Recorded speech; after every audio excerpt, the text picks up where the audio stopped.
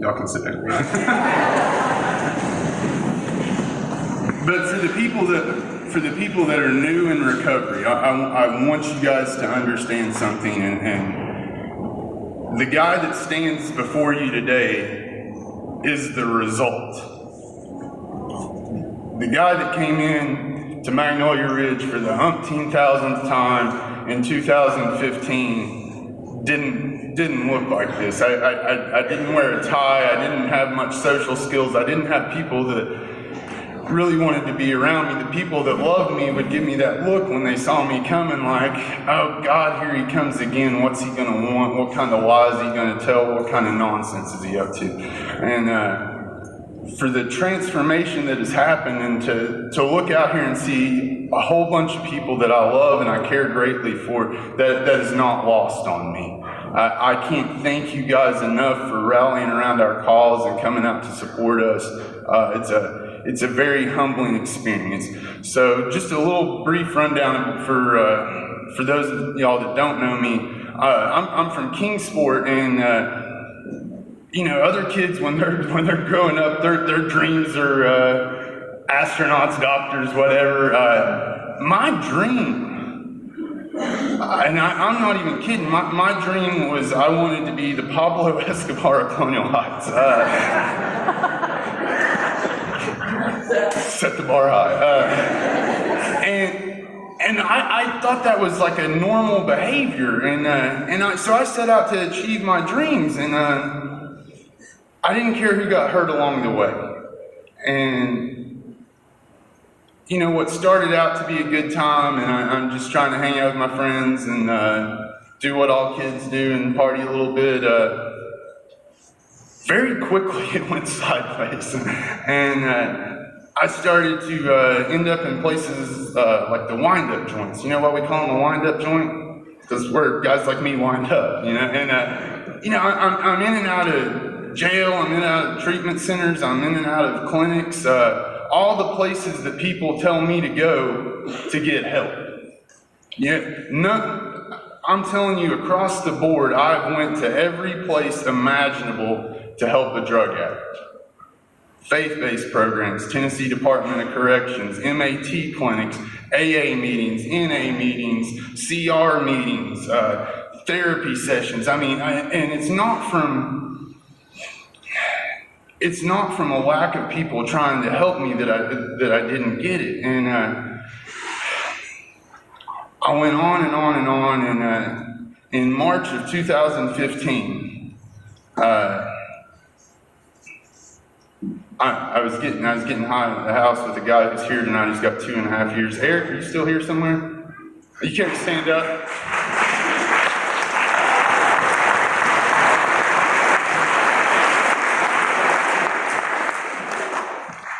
I don't want anybody to miss that. That's like my best friend, and where's my cat? Fro?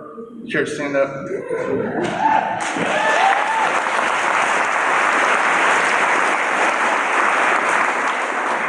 All right, these guys are my best friends from like little kids, and we've committed about every crime you can think of together, and today we get to be in recovery together. But I remember I was sitting there with Eric, and I said, man, I'm tired. I'm physically just wore out, mentally, emotionally, spiritually, I'm just bankrupt. And I said, I'm going to check into treatment tomorrow. And as any good drug addict knows, tomorrow means the day after tomorrow. And I remember him saying, like, well, what are you going to do? And I said, man, I don't know. Whatever they tell me to do in treatment, I'm going to do it, and I mean it this time. So I checked myself into treatment. I got high in treatment. After I told him, I swore to him, just like I've swore to my mom, like I've swore to my brother over there, like I've swore to a lot of people in this room, I'm never going to do this again. And here I am in treatment for trying to get help, and I don't know how to even accept the help. And I woke up on a Monday morning and something came over me, and I didn't want any more of the drugs that they had in the treatment center. And I was blessed enough some people from some local 12-step fellowships came in there, and they carried a message of hope to me. And they let me know that life could get better, but that I was going to have to do some certain things that I'd never, ever, ever wanted to do before. And my sponsor, he's not here tonight, he's out of town, but he called me on my nonsense. They told me not to cuss, so I'm not cussing. He called me on my nonsense, and he told me that I needed to get out and help people. You don't understand. I need help. And he said, exactly.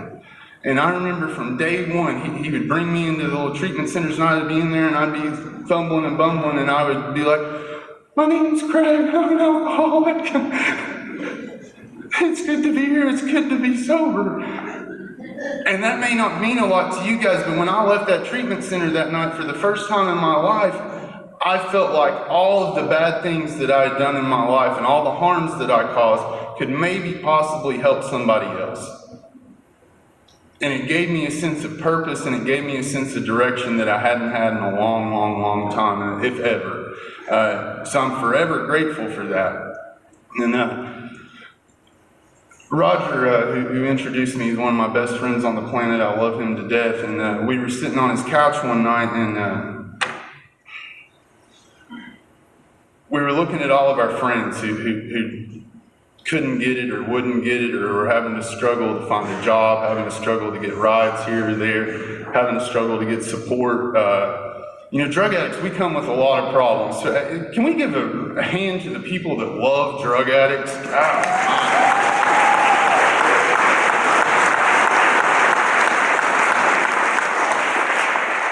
I don't know how to love like y'all love.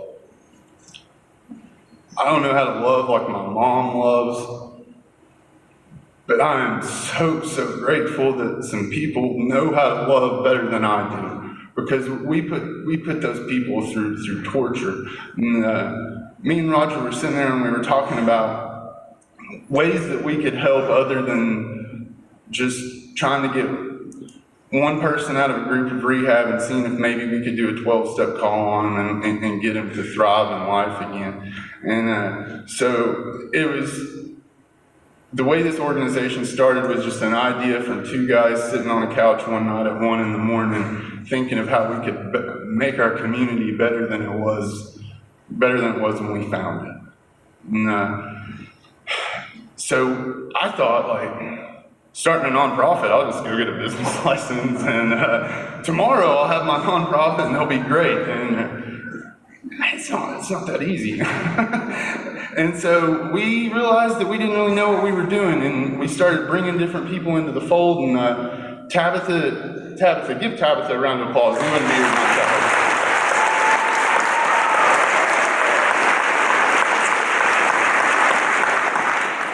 She's organized and has it together. So me and Roger, not so much. So thank you, Tabitha, for all the help. So we started looking at what we were doing in the present, and I'll tell you about my last 36 hours. What I've done in the last 36 hours as an individual. I work a job full time. I paint for a living. That's what I do to get paid. And so I get up, I go to work, and I do those things. And while I'm at work, a grandmother calls me about her grandson who's all strung out, wanting me to talk to him, wanting me to get him into treatment. I sit there and I talk to her and I talk to her and I talk to her, and I try to give her the options that are available that I know of. As just one single man who's a guy and lives in Kingsport, but I know some people and I know some things. So I give her the rundown of the options that are available to her and her grandson, and if she wants them. This morning I got up and I was supposed to have the speech prepared, and a very close friend of mine who's a drug addict called me and said, Craig, I need you to come get me. I think I'm dying. Somebody I love, somebody I respect, somebody that he's a good man. And I go pick him up and I take him to the hospital. I've got another guy that called me from Greenville begging me to get into treatment. So I give him the rundown of all the things that we can do and all the things that we can help. I answered a phone call from a girl who's, her brother's in prison for murder. And he's a drug addict, just like me. And these are the things that our organization does on a daily basis to try to be of support to the family and support to the people that are drug addicts. But we're 3 individuals, just 3 people with limited resources, but we have a passion to help people. And so we try to be of service to everyone that we come in contact with. But as anybody knows, that gets overwhelming. We need help. We need help and we need support. If you live in this community, you walk around and you see it. It's like the meth on the streets these days, it's like The Walking Dead. Is that lost on anybody in here? Like, you go out into town and the drugs are devastating our community. We just sit idly by and say, somebody else will help them. Somebody else will help them. And you know, there's a line that we all use, and it's we're just going to meet you where you're at. They say it, right? They say it all the time. Every time I turn on the news, we'll meet them where we're at. Yeah, we'll meet you there, but we've got to get past that point. Because where you're at when you're suffering from drug addiction, it sucks. It's a terrible place to be. So we need people to meet you there and walk with you hand in hand to get you out of there. And we don't have enough people, we don't have enough resources to do those things. Can I get an amen? Amen, all right, okay.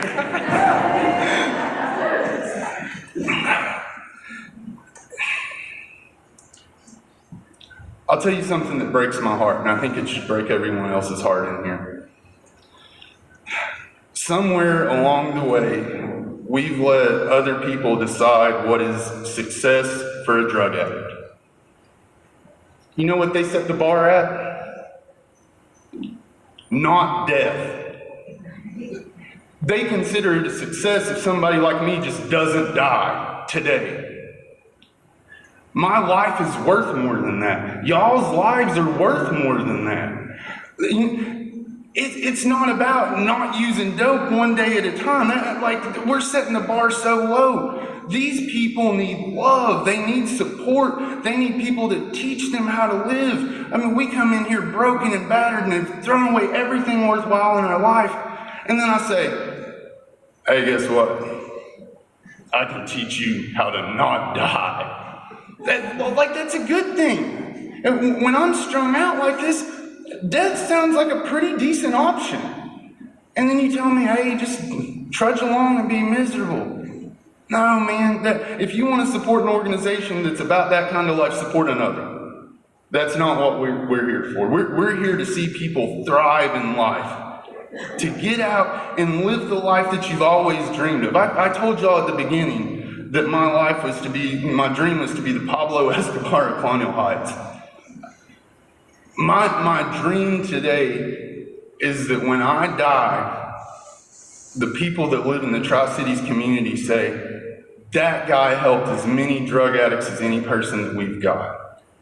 He packed back into life and he was of service to somebody else. And I need y'all's help to do that. I can't thank you guys enough for coming out here tonight. I can't thank you all enough for the support, all the silent auction items, all the hard work that's went into this. We're starting a Life Skills Saturday. What's a Life Skills Saturday? So we're gonna hold these things at Summit Leadership right over here in Johnson City, and we're gonna teach you how to get out of debt, build your credit scores, Narcan training so that you can, if somebody's ODing on you, we can save a life. Thank you, Sherry. Thank you, Shauna. Give them a hand.